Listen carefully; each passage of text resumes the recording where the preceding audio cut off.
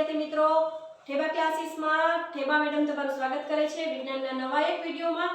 અને હવે જોઈએ ફરી આપણું એક આઈએમપી ચેપ્ટર પ્રકરણ 2 એસિડ બેઝ અને ક્ષાર, તેમાં 47 અને 48 નંબરનો પ્રશ્ન છે। તેની અંદર આ પ્રશ્ન પૂછાઈ શકે છે। પહેલો આપણો પ્રયોગ છે જે પૂછાવાનો છે તે જોઈ લ્યો।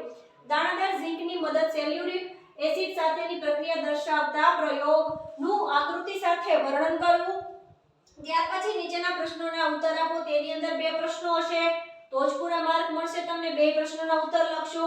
પહેલો પ્રશ્ન છે મધમાખીના ડંખની અસરના ઉપચારમાં pH નું મહત્વ સમજાવો।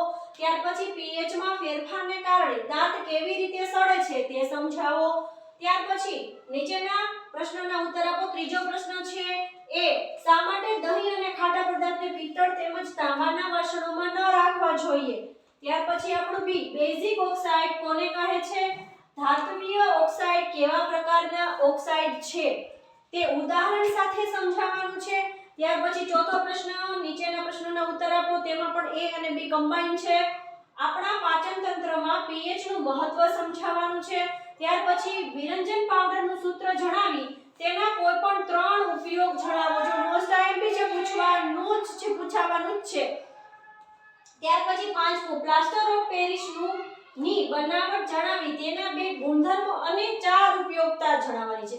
ગુણધર્મ અને ઉપયોગિતા તે બંને જણાવવાનું છે। છઠ્ઠો પ્રશ્ન ધોવાના સોડા તથા ખાવાના સોડાની બનાવટ સમજાવી તથા બેકિંગ સોડા અને બેકિંગ પાવડરમાં શું ફરક છે, ફરક એટલે કે તફાવત સમજાવવાના છે। બંને સમજાવવાના છે। જો જેટલા મેં પ્રશ્ન કીધા એ કમ્બાઈન જ હતા અને કમ્પલસરી જો આ બાળકો પાકું કરશો ને તમને આમાંથી 100% તમને આમાંથી જ મળવાના છે। તમે આખી બુક ન કરો અને આઈએમપી પ્રશ્નોમાં થોડું ઘણું ધ્યાન આપશો તો 30-40 તો તમે પહોંચી જ જાશો। એટલે ખાસ કરીને કહું છું તમે બીજા નબળા વિદ્યાર્થીઓ કે જેને વિજ્ઞાનમાં પ્રોબ્લેમ પડતી હોય એને આ ફોરવર્ડ કરજો। Okay, like and subscribe and forward.